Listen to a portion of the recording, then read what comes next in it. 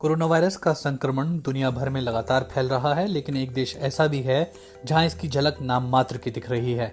इस देश का नाम है वियतनाम। इसकी सीमा उस चीन से लगती है जहां इस महामारी की शुरुआत हुई थी। वियतनाम की आबादी भी करीब 10 करोड़ है, लेकिन 23 अप्रैल तक इस मुल्क में कोविड-19 संक्रमण के महज 268 मामले सामने आए। इतना ही नहीं, अब तक वियतनाम में एक भी शख्स कोरोना वायरस की वजह से मारा नहीं गया है। शुरुआत में कोरोना वायरस के खिलाफ वियतनाम ने अपने लोगों को जागरूक कर एक तरह से इस महामारी से लड़ने के लिए युद्ध स्तर की तैयारी की, लेकिन अब यहाँ पाबंदियां हटाई जा रही हैं और स्कूलों को फिर से खोलने की इजाजत दी गई है। ऐसे में ये सवाल उठना लाजमी है कि वियतनाम ने ऐसा क्या किया जिसे दूसरे देश भी मॉडल के तौर पर अपना सकते हैं। जनवरी के आखिरी दिनों में वियतनाम में कोरोना संक्रमण का पहला मामला सामने आया था। इसके बाद तेजी से फैसला लेते हुए वियतनाम ने चीन के साथ अपनी सीमा को पूरी तरह से बंद कर दिया। साथ ही सभी प्रमुख एयरपोर्ट पर दूसरे देशों से आने वाले प्रत्येक नागरिक की थर्मल स्क्रीनिंग की व्यवस्था की गई। सरकार ने यह भांप लिया था कि कोरोना संक्रमण उन लोगों में दिख रहा है जो विदेश से आ रहे हैं। ऐसे में सरकार ने विदेश से आने वाले हर शख्स को 14 दिनों तक क्वारंटीन में रखने का आदेश दिया। सरकार ने लोगों को क्वारंटीन पर रखने के लिए होटलों में भुगतान करके बुक किया। मार्च के आखिरी सप्ताह में वियतनाम ने सभी विदेशियों के प्रवेश पर पूरी तरीके से पाबंदी लगा दी। वियतनामी मूल के विदेशी और वियतनामी नागरिकों के पारिवारिक सदस्यों के प्रवेश पर भी रोक लगा दी गई। कोरोना वायरस से संक्रमित लोगों को आइसोलेशन में रखने के बाद उनके संपर्क में आए लोगों का पता लगाया गया और उन सभी लोगों का कोरोना टेस्ट किया गया। इतना ही नहीं, वियतनाम अपने ही देश में कम कीमत वाली टेस्टिंग किट्स विकसित करने में भी कामयाब रहा। वियतनाम के पास बड़े पैमाने पर लोगों की टेस्टिंग के लिए दक्षिण कोरिया और जर्मनी जितने संसाधन भी नहीं हैं। संसाधनों की कमी के चलते वियतनाम सरकार ने कम खर्चे वाला नजरिया अपनाया और संक्रमण के मामलों को आक्रामक ढंग से ट्रैक किया गया। संक्रमित लोगों को आइसोलेशन में रखने की व्यवस्था की गई। वियतनाम सरकार ने कोरोना वायरस के खिलाफ लोगों को जागरूक करने के लिए देशव्यापी अभियान चलाया। इस अभियान में छोटे छोटे वीडियो और पोस्टरों के जरिए लोगों को कोरोना वायरस से बचाव के तरीकों के बारे में बताया गया था। ऐतिहासिक वियतनाम अमेरिका युद्ध में वियतनामी रणनीति की याद दिलाते हुए प्रधानमंत्री गुयेन जुआन फुक ने लोगों से लंबे समय तक महामारी से लड़ने के लिए तैयार होने की अपील भी की। न्यू साउथ वेल्स यूनिवर्सिटी कैनबरी के एमिरेट्स प्रोफेसर कार्ल थयार के मुताबिक वियतनाम का समाज जागरूक है। वहाँ एक पार्टी की व्यवस्था है। पुलिस व्यवस्था, सेना और पार्टी उस फैसले पर अमल करती है जो शीर्ष स्तर पर लिया जाता है। सरकार का शीर्ष स्तर ऐसी चुनौतियों के वक्त अच्छे तरीके से फैसले भी लेता है। लेकिन क्या इन तरीकों को दूसरे देश मॉडल के रूप में अपना सकते हैं? बीबीसी की वियतनामी सेवा के एडिटर गियांग गुएन के मुताबिक सफल होने के बाद भी इस रणनीति की अपनी खामियां हैं। इसके तहत लोगों को पड़ोसियों पर नजर रखने को बढ़ावा दिया गया था। इसके अलावा ये आशंका भी है कि बलपूर्वक क्वारंटीन में भेजे जाने के डर से बहुत सारे इन्फेक्टेड लोग अभी तक सामने नहीं आ पाए हैं। वियतनाम ने जिन तरीकों को अपनाया है उससे वहां की अर्थव्यवस्था भी प्रभावित हुई है। कई कारोबार बंद हो गए हैं। सरकारी स्वामित्व वाली वियतनाम एयरलाइंस को अमेरिका, यूरोपीय यूनियन और पूर्वी एशिया के प्रीमियम रूटों पर उड़ानें रद्द करने के चलते करोड़ों डॉलर का नुकसान उठाना पड़ा है। वियतनाम कोरोना संक्रमित मरीजों को क्वारंटाइन में रखने में कामयाब रहा है। हालांकि कई जगहों पर इसके लिए नागरिकों की स्वतंत्रता पर पूरी तरह रोक लगानी पड़ी। प्रभावी स्थानीय प्रशासन और सशक्त सुरक्षा व्यवस्था के चलते वियतनाम कुछ मामलों में पूरे के पूरे जिले को क्वारंटीन करने में कामयाब रहा। लेकिन यूरोपीय देशों की तरह वियतनाम ने अपने यहाँ लॉकडाउन को लागू नहीं किया।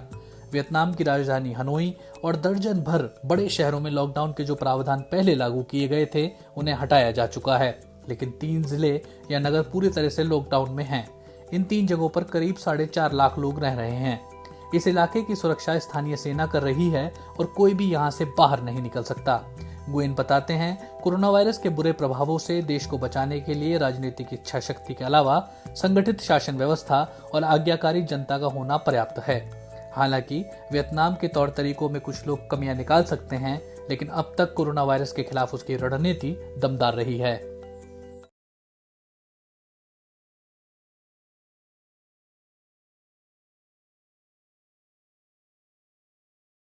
कोविड-19 से अब तक करीब 1.5 लाख से ज़्यादा लोगों की मौत हो चुकी है, लेकिन अब तक ऐसी कोई दवा नहीं बनी है जो डॉक्टरों को इसका इलाज करने में मददगार साबित हो रही हो।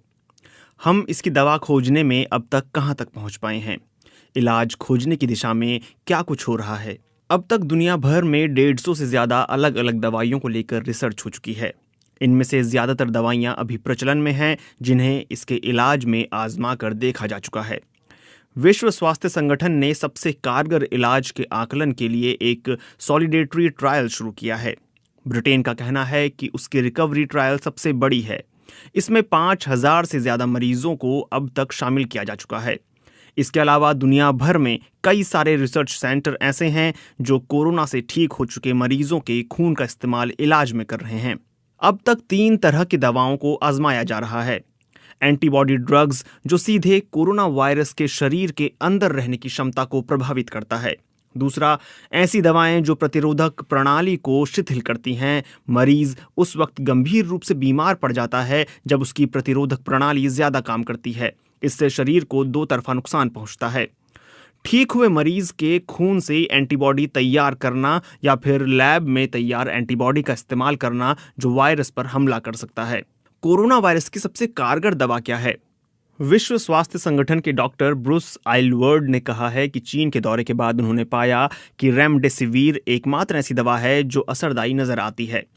इबोला की दवा के तौर पर इसकी खोज की गई थी, लेकिन यह जानवरों पर किए गए अध्ययन में दूसरे कई जानलेवा वायरस वाली बीमारियों में कारगर साबित हुआ है, मसलन मर्स और दूसरे सांस संबंधी बीमारियों में। उम्मीद जताई जा रही है कि यह कोविड-19 के खिलाफ भी असरदायी हो। शिकागो यूनिवर्सिटी के नेतृत्व में हो रहे परीक्षणों के लीक सूचनाओं के आधार पर यह कहा जा रहा है कि यह असरदायी है। विश्व स्वास्थ्य संगठन सॉलिडेटरी ट्रायल के अंतर्गत जिन 4 दवाओं का परीक्षण कर रहा है, उसमें यह दवा भी है। इसको बनाने वाली कंपनी गिलिड भी इसे लेकर परीक्षण कर रही है। क्या HIV की दवाएं कोरोना वायरस के इलाज में काम कर रही हैं? इसे लेकर बहुत सारी बातें की जा रही हैं, लेकिन इस बात के प्रमाण बहुत कम हैं कि HIV की दवा लोपिनावीर और रिटोनावीर कोरोना वायरस के इलाज में असरदायी होंगी।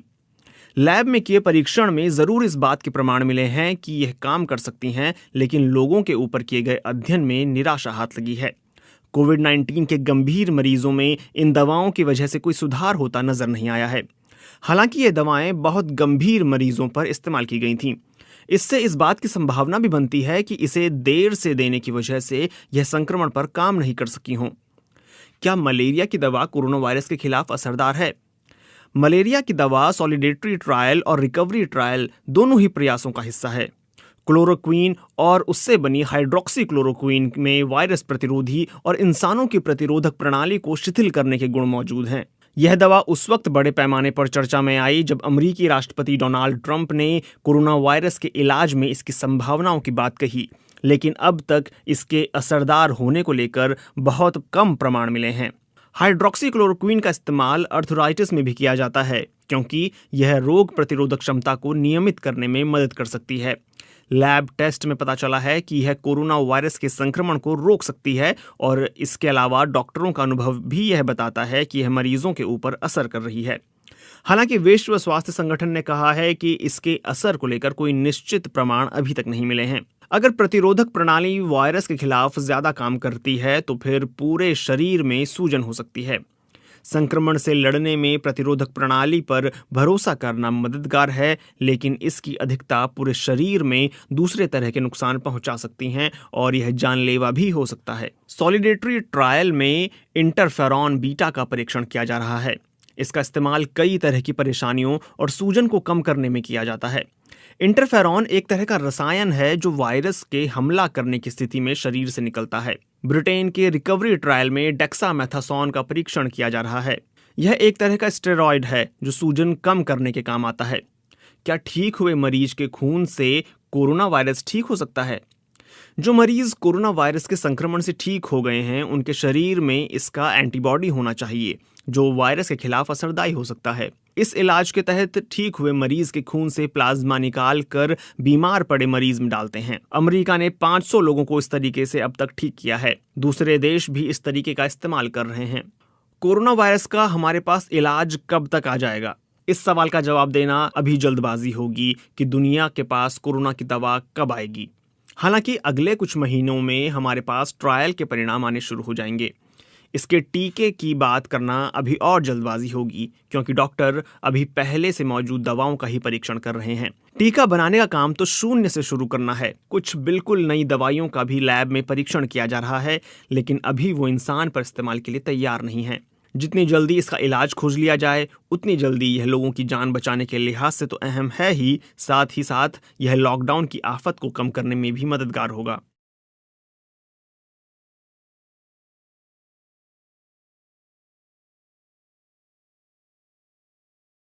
This is a red zone. Right. So in this room is a negative pressure room. Japan के कावासाकी में ये है सेंट मारियाना अस्पताल, जिसके डॉक्टर शिगेजी फुजितानी बीबीसी की टीम को 2 हफ्तों में तैयार कोविड यूनिट दिखा रहे हैं। ये इसका कंट्रोल रूम है। यहाँ से डॉक्टर फुजितानी और उनकी टीम एक सुरक्षित दूरी से मरीजों पर नजर रख सकते हैं और अपनी कम होती पीपीई किट्स को बचा सकते हैं। अस्पताल में 1000 बेड्स हैं, पर कोरोना यूनिट में सिर्फ 15 बिस्तर हैं, जिनमें से 11 पर पहले से ही मरीज हैं। डॉक्टर कहते हैं कि अगर टोक्यो ने वायरस को फैलने से नहीं रोका तो इस अस्पताल में बेड्स की कमी हो जाएगी।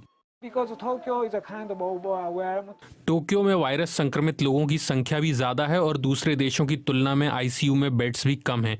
इसी वजह से टोक्यो इस समस्या से जूझ रहा है। मॉनिटर पर हम देख रहे हैं कि नर्स कैसे मरीजों का ख्याल रख रही हैं। सभी मरीज पुरुष हैं जिनकी उम्र 60 साल से कम है। डॉक्टर कहते हैं कि कई जापानियों का मानना है कि वायरस उन तक नहीं पहुंच पाएगा। नई पीढ़ी सोचती है कि अगर वो वायरस से संक्रमित हुए तो उन्हें ज्यादा नुकसान नहीं होगा, लेकिन ये गलत है। पर टोक्यो की सड़कों पर घूम रहे लोगों तक शायद ये संदेश ठीक से पहुंच नहीं रहा। आप देख सकते हैं कि टोक्यो की सड़कें अब भी लोगों से भरी हुई है और ऐसा ही हाल पार्कों और बीच का भी है। जापान के लोगों को वायरस से डर क्यों नहीं लगता? इसका एक कारण है वायरस से मरने वालों की संख्या का कम होना, और दूसरा कारण है जापानी सरकार की ओर से आ रहे वायरस से जुड़े संदेश जो लोगों को भ्रमित करते हैं। जब प्रधानमंत्री शिंजो आबे ने जापान में आपातकाल की घोषणा की थी, तब उन्होंने एक बात साफ कर दी थी कि अब ये यूरोपीय देशों जैसा नहीं होगा, आम जिंदगी चलती रहेगी। और इसका परिणाम 2 मीटर रूल यहाँ नहीं है। सुपरमार्केट में सभी लोग हैं।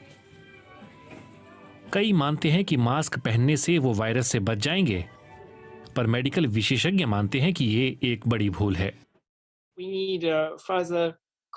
हमें सरकार से घर पर रहने और बाहर न जाने का एक कड़ा निर्देश चाहिए। बाहर निकलने के बाद दूसरों से 2 मीटर का फासला बनाएं। ये संदेश लोगों तक ठीक से नहीं पहुंच रहा है और लोग मानते हैं कि मास्क पहनने से वो बचे रहेंगे, जबकि ऐसा नहीं है। जापान कामकाज को जारी रख कोरोना से निपटने की कोशिश कर रहा है और इसका सीधा असर स्वास्थ्य सेवा प्रणाली पर पड़ रहा है।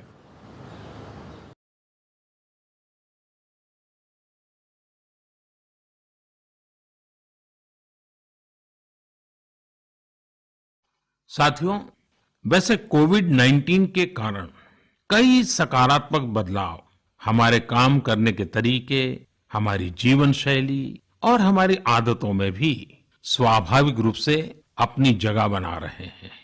आपने सबने भी महसूस किया होगा इस संकट ने कैसे अलग-अलग विषयों पर हमारी समझ और हमारी चेतना को जागरूक किया है, जो असर हमें अपने आसपास देखने को मिल रहे हैं। इनमें सबसे पहला है मास्क पहनना और अपने चेहरे को ढककर रखना। कोरोना की वजह से बदलती हुई हालात में मास्क भी हमारे जीवन का हिस्सा बन रहा है। वैसे हमें इसकी भी आदत कभी नहीं रही कि हमारे आसपास के बहुत सारे लोग मास्क में दिखे, लेकिन अब हो यही रहा है। हाँ, इसका ये मतलब नहीं है कि जो मास्क लगाते हैं वे सभी बीमार हैं। और जब मैं मास्क की बात करता हूं तो मुझे एक पुरानी बात याद आती है। आप सबको भी याद होगा, एक जमाना था कि हमारे देश के कई ऐसे इलाके ऐसे होते थे कि वहां अगर कोई नागरिक फल खरीदता हुआ दिखता था तो आस पड़ोस के लोग उसको जरूर पूछते थे, क्या घर में कोई बीमार है?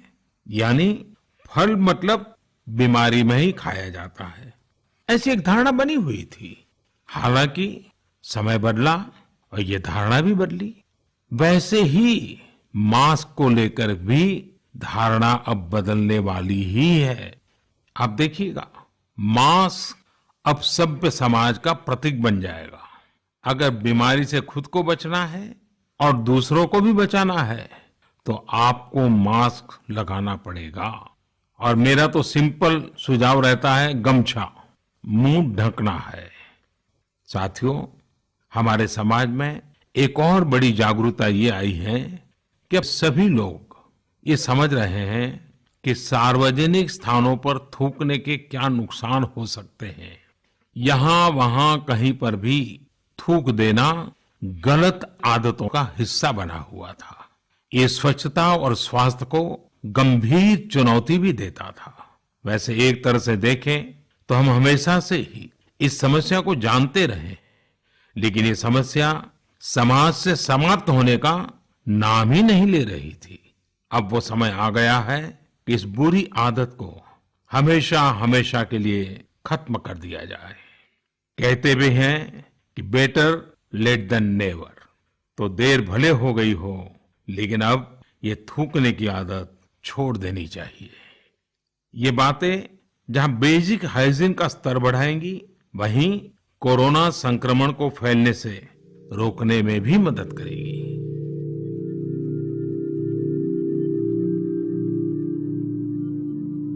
गर्म पानी, काढ़ा और जो अन्य दिशा निर्देश आयुष मंत्रालय ने जारी किए हैं, वो आप अपनी दिनचर्या में शामिल करेंगे तो आपको बहुत लाभ होगा।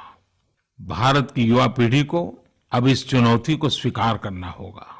जैसे विश्व ने योग को सहज स्वीकार किया है, वैसे ही हजारों वर्षों पुराने हमारे आयुर्वेद के सिद्धांतों को भी विश्व अवश्य स्वीकार करेगा। हाँ, इसके लिए युवा पीढ़ी को संकल्प लेना होगा और दुनिया जिस भाषा में समझती है, उस वैज्ञानिक भाषा में हमें समझाना होगा, कुछ करके दिखाना होगा। covidwarriors.gov.in सरकार ने इस प्लेटफॉर्म के माध्यम से तमाम सामाजिक संस्थाओं के वॉलेंटियर्स, सिविल सोसाइटी के प्रतिनिधि और स्थानीय प्रशासन को एक दूसरे से जोड़ दिया है। बहुत ही कम समय में इस पोर्टल से 1.25 करोड़ लोग जुड़ चुके हैं।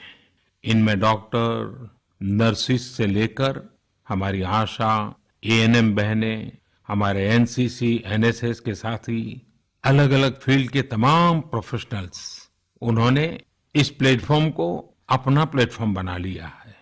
ये लोग स्थानीय स्तर पर क्राइसिस मैनेजमेंट प्लान बनाने वालों में और उसकी पूर्ति में भी बहुत मदद कर रहे हैं। आप भी covidwarriors.gov.in से जुड़कर देश की सेवा कर सकते हैं, कोविड वॉरियर बन सकते हैं। मेरे प्यारे देशवासियों, देश भर से स्वास्थ्य सेवाओं से जुड़े लोगों ने अभी हाल ही में जो अध्यादेश लाया गया है, उस पर अपना संतोष व्यक्त किया है। इस अध्यादेश में कोरोना वॉरियर्स के साथ हिंसा, उत्पीड़न और उन्हें किसी रूप में चोट पहुंचाने वालों के खिलाफ बेहद सख्त सजा का प्रावधान किया गया है। हमारे doctor, nurses, paramedical staff, community health workers और ऐसे सभी लोग जो देश को कोरोना मुक्त बनाने में दिन रात जुटे हुए हैं, उनकी रक्षा करने के लिए ये कदम बहुत जरूरी था।